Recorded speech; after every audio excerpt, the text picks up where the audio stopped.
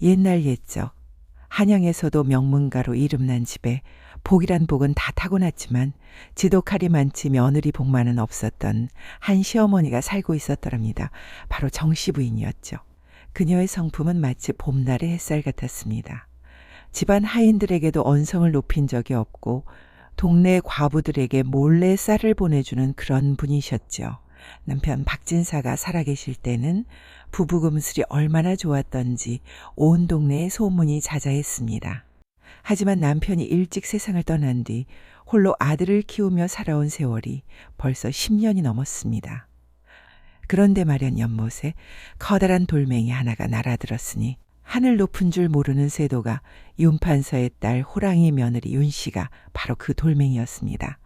윤씨는 친정에서 온갖 귀한 것만 먹고 자라 시집 와서도 손에 물 한 방울 묻히지 않았습니다. 아니, 묻히지 않은 정도가 아니라 아예 부엌에 발을 들이지도 않았죠. 며느리가 들어온 그날부터 정씨 부인의 삶은 나날이 시들어가는 꽃과 같았습니다. 아침에 눈을 뜨면 며느리의 잔소리가 귓전을 때렸고 밤에 잠들기 전까지도 온갖 구박이 이어졌습니다. 오늘의 이야기는 인고의 세월을 견디던 한 시어머니가 어떻게 자신을 짓밟던 며느리에게 잊을 수 없는 교훈을 새겨주었는지에 대한 아주 특별하고도 통쾌한 이야기입니다. 며느리 윤 씨가 연 다과회는 단순한 모임이 아니라 제 친정의 권세를 과시하는 자리였습니다. 상위는 금가루를 뿌린 꿀약과 보기에도 아까운 오색의 꽃송편이 가득했죠. 부인들은 저마다 최고급 비단 옷을 차려입고 왔습니다. 윤 씨는 그 한가운데서 목에 비취 목걸이를 두르고 손에는 명주 부채를 들고 있었습니다. 오호호, 부인네들, 이 약과 좀 보세요. 개성에서 올라온 최고급 꿀로 만든 거랍니다. 우리 친정아버님께서 특별히 보내주신 거예요. 역시 윤판서님 덕분에 이런 귀한 것도 맛보는군요. 하시며 드시면 돼요. 그때였습니다. 윤 씨가 일부러 큰 소리로 구석에 앉아 계신 시어머니를 불렀습니다. 어머님, 거기 구석에 혼자 계시지 마시고 이리 오셔서 저희와 함께 차나 한잔 하시지요. 어머님께서는 이런 화려한 자리가 좀 어색하시겠지만 시대가 바뀌었으니 이제는 익숙해지셔야지요. 안 그래요, 부인네들? 부인들이 어색하게 웃으며 고개를 끄덕였습니다. 윤 씨는 하인을 불러 정씨 부인께 차를 따르게 했는데 그 찻잔이 문제였습니다. 다른 부인들은 모두 새하얀 백자에 금태를 두른 찻잔을 받았는데 정씨 부인 앞에만 이가 살짝 빠진 낡은 찻잔이 놓인 것이죠. 아이고 어머님, 그 찻잔 참 정겨우시죠? 오래된 물건이 더 값진 법이잖아요. 저 같은 젊은 사람들은 새 것만 좋아하지만 어르신들은 역시 옛 것이 좋으시니까요. 오호호. 그 찻잔은 정씨 부인이 시집 올 때 일찍 돌아가신 남편께서 평생 이 손에 고운 것만 주게 해주겠소라며 처음으로 사주신 귀한 잔이었습니다. 세월이 흘러 이가 빠졌어도 남편의 체온이 남아있는 것 같아 차마 버리지 못했던 그 찻잔에 이제 며느리가 치욱이라는 차를 담아 올린 것이죠. 정씨 부인은 떨리는 손으로 그 찻잔을 받아들었습니다. 하지만 입술을 꾹 다물고 한 모금도 마시지 않았습니다. 어머, 어머님, 왜 안 드세요? 혹시 제가 고른 찻잎이 마음에 안 드시나요? 아니면 찻잔이 너무 초라해서 그러세요? 하긴 저희 친정에서는 이런 낡은 것들은 하인들도 안 쓰거든요. 부인들 사이에서 저건 좀 심한 것 아니냐는 수군거림이 들렸지만 윤판서의 딸이라는 위세에 아무도 감히 말리지 못했습니다. 아들인 박진사는 저만치 서재에서 이 광경을 보고 있었습니다. 책을 보는 척했지만 사실은 다 들리고 다 보였죠. 하지만 그는 아내가 무서워 어머니가 당하는 모욕을 모른 척했습니다. 다과회가 끝난 뒤에도 며느리의 구박은 멈추지 않았습니다. 오히려 날이 갈수록 더 심해졌죠. 어느 날 아침 정씨 부인이 이른 새벽부터 일어나 장을 담그고 있었습니다.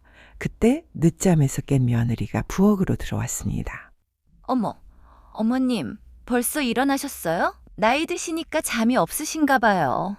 그나저나 장 좀 보세요. 이게 무슨 색깔이에요? 우리 친정에서 담그는 장은 이렇게 누르스름하지 않던데? 에휴, 그러니까 우리 서방님이 어릴 때 얼마나 초라하게 자랐겠어요. 심지어 윤 씨는 친정 하인들을 데려와 시어머니 앞에서 이렇게 말하기도 했습니다. 얘들아, 우리 시어머님은 말이야. 젊었을 때 그렇게 인색하셨대. 그래서 이 집안 살림이 이 모양인 거야. 내가 안 왔으면 이 집은 진작 망했을 거라고. 그뿐만이 아니었습니다. 식사 시간이면 이런 일도 있었습니다. 어머님, 이 나물 좀 보세요. 시래기? 아니, 요즘 누가 시래기를 먹어요? 우리 친정에서는 매일 싱싱한 채소만 먹는다고요. 서방님, 이래서 제가 친정 음식이 그리운 거예요. 어느 날 저녁 박진사와 윤 씨의 방에서 이런 대화가 오갔습니다. 서방님, 큰일 났어요. 데뷔마마 탄신 연회에 우리 집이 후식을 올리게 됐어요. 의정나리께서 친히 우리 친정 아버님께 부탁하셨대요. 이번 기회만 잘 잡으면 서방님도 벼슬길에 오르실 수 있어요. 나는 그저 조용히 글이나 읽고 싶은 사람이요. 벼슬이고 뭐고 관심 없소. 어머님이나 잘 모시고 사십시다. 어머님, 또 어머님이에요? 서방님은 아직도 어머님 젖을 떼지 못한 어린애입니까? 세상 물정을 좀 아세요. 어머님께서 잘나셨으면 제가 왜 이리 애를 쓰겠어요? 윤 씨는 계속 말을 이었습니다. 마침 잘 됐어요. 이번 연회 후식 제가 책임지겠다고 이미 우의정 나리께 말씀드렸답니다. 제게는 비장의 무기가 있거든요. 바로 세상 최고의 손재주를 가진 시어머니가 계시지 않습니까? 오호호! 어머니께서 승낙하셨소? 승낙은 무슨 승낙이에요? 며느리가 시키면 해야죠. 설마 거절하시겠어요? 이 집에서 밥 먹고 자는데 그 정도 일도 못하시면 어디다 쓰겠어요? 아내의 서슬퍼른 기세에 박진사는 또다시 입을 다물고 말았습니다. 다음 날 아침 윤 씨는 시어머니를 불러 세웠습니다. 어머님, 들으셨죠? 데뷔마마 연애 후식을 우리 집에서 올리게 됐어요. 어머님께서 궁중병과 비법을 알고 계시다며요? 당연히 저한테 다 가르쳐 주실 거죠? 며느라, 그건 그건 뭐가 그건이에요? 혹시 안 가르쳐 주시려고요?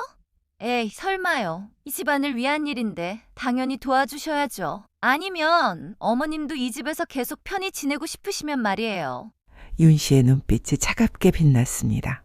그나저나 어머님, 언제까지 그렇게 낡은 옷만 입고 다니실 거예요? 혹시 연회장에 따라오시려는 건 아니죠? 그건 곤란해요. 우리 체면이 있잖아요. 윤 씨는 마지막으로 이렇게 말했습니다. 아, 그리고 어머님, 이번 일만 잘 끝나면 어머님도 이 집에서 조용히 여생 보내실 수 있을 거예요. 뭐, 다른 건 몰라도 이런 재주라도 부려야 집안에서 밥값이라도 하시는 거 아니겠어요?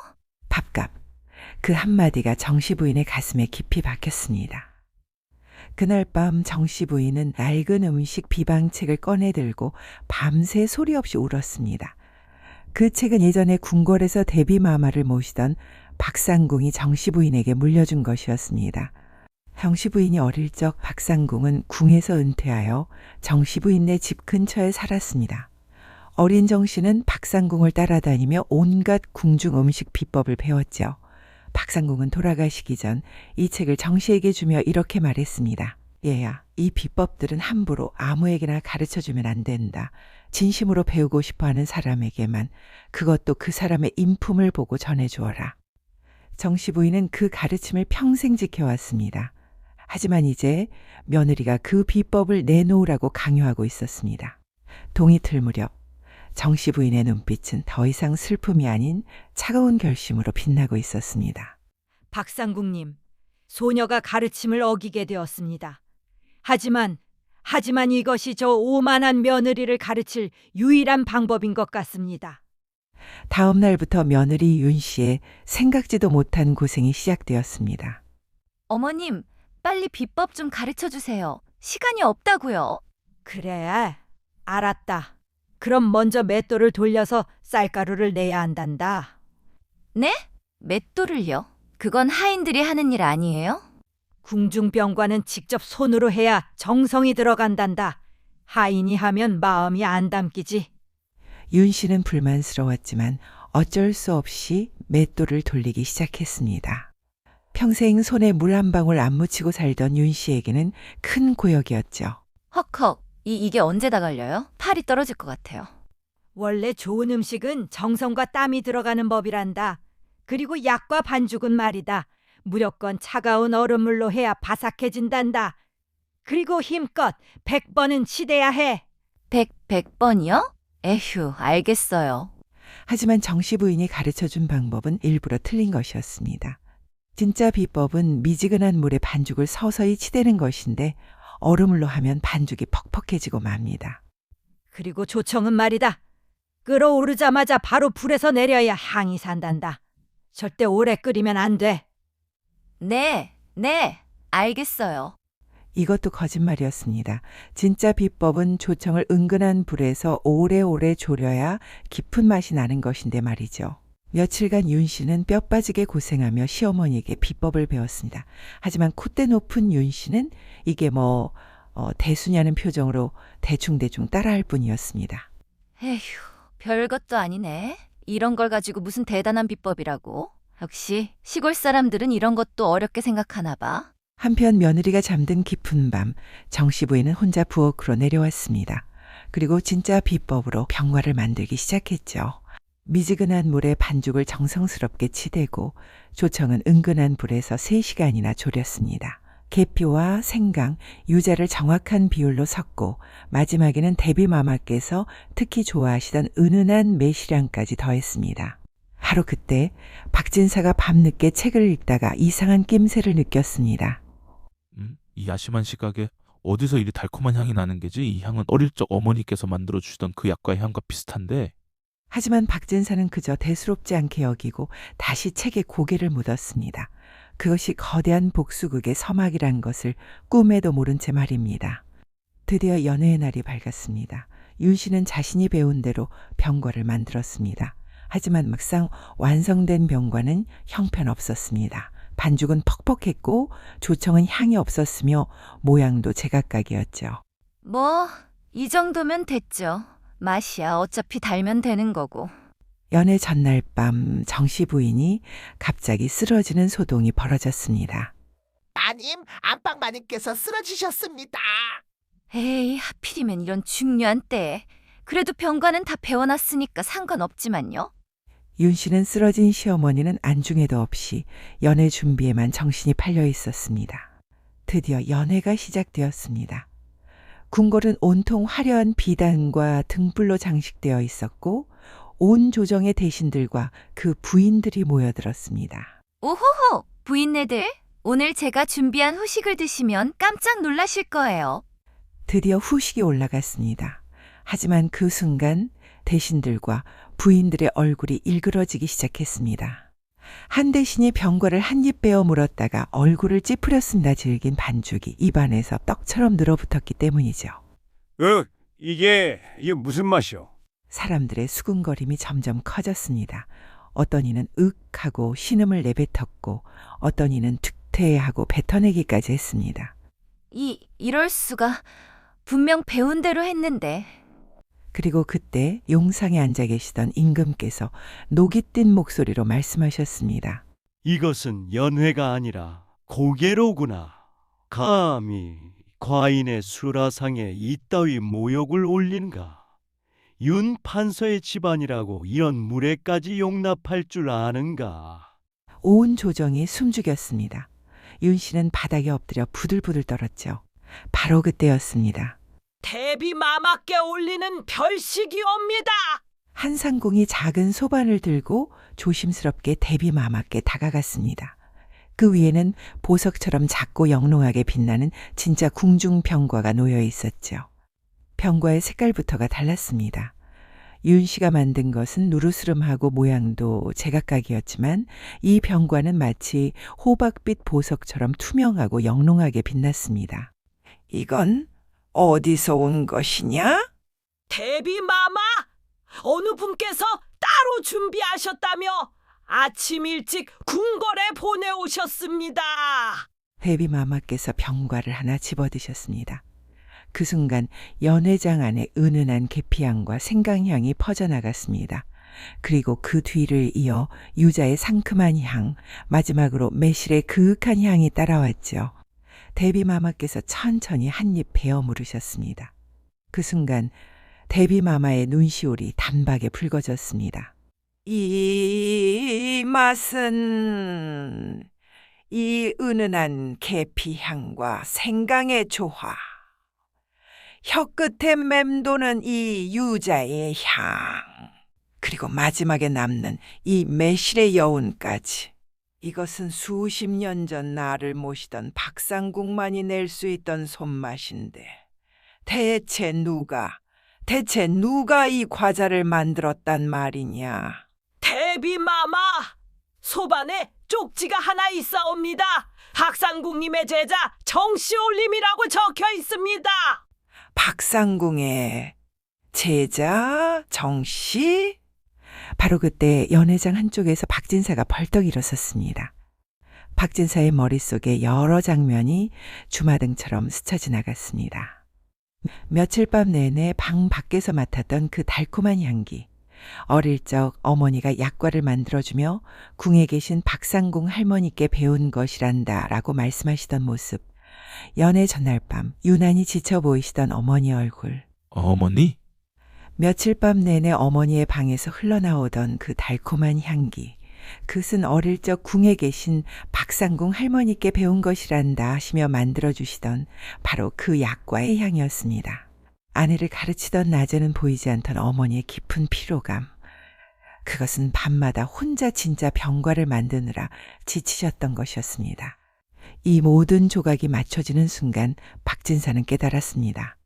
이것이 바로 모든 것을 내어주고도 사료만 받으셨던 어머니의 소리 없는 절규이자 가장 서슬퍼른 복수였음을 말입니다. 어머니는 며느리에게 일부러 틀린 비법을 가르쳐 망신을 주고 당신은 혼자 밤마다 진짜 병과를 만들어 대비마마께 올린 것이었습니다. 어머니, 제가 얼마나 불효를 했습니까? 박진사의 눈에서 눈물이 주르륵 흘러내렸습니다. 그리고 그 옆에서 윤 씨는 온몸이 부들부들 떨리고 있었습니다. 시어머님이 나를 속였다고요? 윤 씨는 그제야 깨달았습니다. 자신이 그토록 우습게 여기고 무시했던 시어머니가 사실은 궁중 비법을 가진 대단한 분이었다는 것을, 그리고 자신은 그분의 손바닥 위에서 놀아났다는 것을 말입니다. 당장 정씨 부인을 궁으로 모셔오너라. 박상궁의 제자라니. 내 꼭 만나봐야겠구나. 대비마마 하오나, 정씨 부인께서는 지금 병환 중이시라 움직이기 어려우시답니다. 그럼 내가 직접 가마를 보내마. 어떻게든 모셔오도록 하라. 그리고 대비마마께서는 윤 씨 쪽을 차갑게 바라보셨습니다. 윤 판서의 딸이라고 했느냐. 아무리 세도가의 딸이라 해도 감히 궁중 연애를 이 지경으로 만들더니 윤 판서 딸 교육을 이따위로 시켰는가? 황공하옵니다. 대비마마, 소신의 불찰이옵니다. 당분간 윤 판서는 조정 출입을 삼가하라. 그리고 그 며느리는 다시는 궁궐에 발을 들이지 못하게 하라. 윤 씨는 그 자리에서 기절하고 말았죠. 한편 박진사는 연회장을 뛰쳐나갔습니다. 어머니께 달려가야 했죠. 박진사가 집에 도착했을 때 정씨 부인은 방 안에서 조용히 누워 계셨습니다. 박진사는 어머니 앞에 무릎을 꿇고 엎드렸습니다. 어머니, 소자를 용서하십시오. 얘야, 소자가 눈이 멀고 귀가 멀어 어머니의 고통을 외면했습니다. 야망의 눈이 멀어 아내의 폐악질을 보고도 못 본 척했습니다. 어머니께서 매일같이 모욕당하시는 걸 알면서도 겁이 나서 막지 못했습니다. 박진사의 목소리가 떨렸습니다. 소자는 아들이라 할 자격도 없는 불효자입니다. 어머니께서 밤마다 홀로 병과를 만드시며 얼마나 외로우셨을까, 얼마나 서러우셨을까 생각하니 가슴이 찢어집니다. 얘야, 어미는 괜찮단다. 아니옵니다, 어머니. 괜찮지 않으십니다. 소자가 조금만 더 용기가 있었다면, 조금만 더 효심이 있었다면 어머니께서 이런 복수까지 하실 필요가 없으셨을 것입니다. 복수라니, 어미는 복수 같은 건 하지 않았단다. 다만 며느리에게 가르침을 주고 싶었을 뿐이야. 세상에는 진짜와 가짜가 있고 겸손과 교만이 있다는 것을 말이다. 그날 밤 윤 씨는 시어머니 방 앞에 무릎을 꿇고 있었습니다. 화려하던 비단 옷은 구겨져 있었고 얼굴은 눈물범벅이었죠. 어머님! 하지만 정씨 부인은 문을 열어주지 않았습니다. 윤 씨는 밤새도록 문 앞에서 엎드려 빌었습니다. 어머님, 제가 잘못했습니다. 제가 제가 너무도 교만했습니다. 어머님을 무시하고 모욕하고 함부로 대했습니다. 이 철없는 며느리를 용서해 주십시오. 동이틀 무렵 정씨 부인이 조용히 문을 열었습니다. 윤 씨는 부은 눈으로 시어머니를 올려다보았습니다. 일어나거라. 어머님, 며느리, 네가 나를 업신여긴 것도 서러웠지만 더 서러웠던 것은 네가 다른 사람들 앞에서 나를 창피 주던 일이었단다. 특히 그 낡은 찻잔에 차를 따라준 그날은 정말 정씨 부인의 목소리가 떨렸습니다. 그 찻잔은 내 시아버지께서 내게 처음 주신 것이었단다. 평생 고운 것만 쥐게 해주겠소라고 하시며 말이다. 그런데 내가 그 찻잔에 치욕을 담아준 거야. 어머님, 정말 죄송합니다. 하지만 며느리야, 사람은 누구나 실수를 한단다. 중요한 건 그 실수에서 배우는 거지. 너는 이제 배웠느냐? 예, 어머님, 배웠습니다. 제가 얼마나 오만했는지, 얼마나 어리석었는지 뼈저리게 배웠습니다. 그날 이후 정씨 부인은 다시 그 집안의 안방마님 자리를 되찾았습니다. 하지만 예전처럼 며느리를 구박하지는 않았습니다. 오히려 천천히 진심으로 가르치기 시작했죠. 햇살 좋은 어느 오후 대청마루에 정씨 부인이 앉아있고 며느리 윤 씨가 공손하게 차를 따르고 있었습니다. 얘야, 찬물은 말이다. 마음이 급하면 넘치고 너무 오래 두면 식어버리는 법이란다. 예, 어머님. 뭐든 제때와 순리가 있는 게지. 사람의 도리도 마찬가지고 권세도 교만도 다 제때가 있는 법이야. 그걸 모르면 결국 화를 입는단다. 윤 씨는 고개를 끄덕이며 조심스럽게 물었습니다. 어머님, 그럼 저에게도 다시 기회를 주시는 건가요? 기회는 네가 스스로 만드는 거란다. 어미는 다만 네가 진짜 사람이 되도록 도와줄 뿐이야. 처음부터 잘하는 사람은 없어. 중요한 건 배우려는 마음이지. 어머님, 감사합니다. 정말 감사합니다. 며느리 윤 씨는 그날 이후 완전히 달라졌습니다. 아침 일찍 일어나 시어머니께 문안을 드리고 부엌일도 스스로 배우기 시작했죠. 반죽은 이렇게 치대는 거란다. 힘을 주되 정성을 담아서 그래야 맛에 마음이 담기는 법이야. 예, 어머님. 이렇게요? 그래, 잘한다. 처음 치고는 아주 잘하는구나. 칭찬을 들은 윤 씨의 얼굴에 환한 미소가 번졌습니다. 예전에는 하인들을 시켜서 하던 일을 이제는 스스로 하며 기뻐하는 모습이었죠. 한편 궁궐에서는 대비마마께서 정씨 부인을 초대하셨습니다. 건강이 회복된 정씨 부인은 궁궐로 들어갔죠. 정씨 부인, 드디어 만나는구려. 박상궁이 세상을 떠난 뒤 그 손맛을 다시 볼 줄은 꿈에도 뭘. 라쏘. 항공하옵니다. 대비마마. 소녀는 다만 박상국님의 가르침을 잊지 않고 있었을 뿐입니다. 박상궁이 그토록 아끼던 제자였구려. 그런데 그런 솜씨를 가지고도 집안에서 고생이 많았다고 들었소. 며느리에게 시달렸다지요? 그래서 이런 방법으로 가르침을 주었다고. 소인이 너무 잔인한 방법을 쓴 것은 아닌지 두렵습니다. 잔인하다고요? 천만에요. 나는 오히려 당신의 지혜에 감탄했소. 때로는 말보다 행동으로 가르치는 것이 더 확실한 법이지요. 그 며느리는 이제 달라졌소. 예, 대비마마. 이제는 진심으로 뉘우치고 배우려 하고 있습니다. 그럼 됐소. 당신은 훌륭한 스승이자 훌륭한 시어머니요. 앞으로도 궁에 자주 들러 이 늙은이에게 옛 맛을 선사해 주시오. 계절이 바뀌고 다시 가을이 왔습니다. 1년 전 그 치욕스러운 다과회가 있던 바로 그 계절이었죠. 하지만 이번에는 모든 것이 달랐습니다. 대청마루에는 정씨 부인과 윤 씨가 나란히 앉아 함께 병과를 만들고 있었습니다. 어머님, 이 정도면 될까요? 조금만 더 치대렴. 반죽에서 윤기가 날 때까지. 예, 어머님. 윤 씨의 손놀림이 예전과는 비교할 수 없을 만큼 능숙해져 있었습니다. 1년간 시어머니에게 정성껏 배운 덕분이었죠. 그때 부인들이 하나둘 찾아왔습니다. 1년 전 그 다과해 왔던 바로 그 부인들이었습니다. 정부인, 윤부인, 안녕하세요. 어서 오세요, 부인네들. 오늘은 제가 직접 만든 병과를 대접하겠습니다. 부인들은 반신반의하는 표정으로 병과를 맛보았습니다. 1년 전에 그 끔찍한 맛이 떠올랐기 때문이죠. 하지만 한 입 베어 문 순간 부인들의 눈이 휘둥그레졌습니다. 어머, 이게 정말 윤부인이 만든 건가요? 맛이 정말 훌륭한데요? 예, 부인. 어머님께 1년간 배운 덕분입니다. 우리 며느리가 이제는 제법 솜씨가 늘었답니다. 처음에는 서툴렀지만 배우려는 마음이 있으니 금방 늘더군요. 부인들은 감탄사를 연발했습니다. 정말 대단하세요, 두 분 다. 시어머니와 며느리가 이렇게 사이좋게 지내는 집은 처음 봅니다. 부끄럽습니다.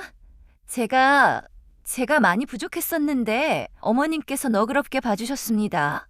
무슨 소리를 하느냐. 네가 진심으로 배우려 했기에 내가 가르칠 수 있었던 거지.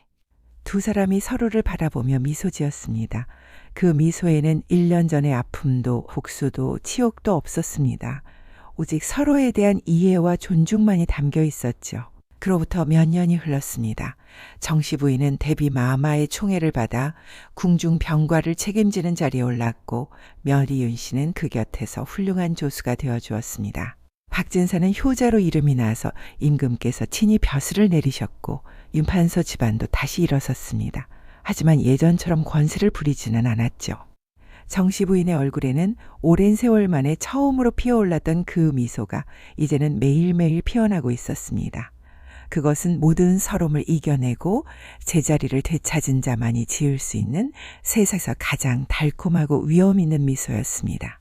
그렇게 한때는 원수처럼 지내던 시어머니와 며느리가 이제는 세상 어느 모녀보다도 가까운 사이가 되었습니다. 사람들은 이 이야기를 듣고 말했습니다. 정말 묘한 일이로다. 복수로 시작된 일이 사랑으로 끝나다니. 하지만 정작 정씨 부인은 이렇게 말했습니다. 복수가 아니었네. 처음부터 사랑이었지.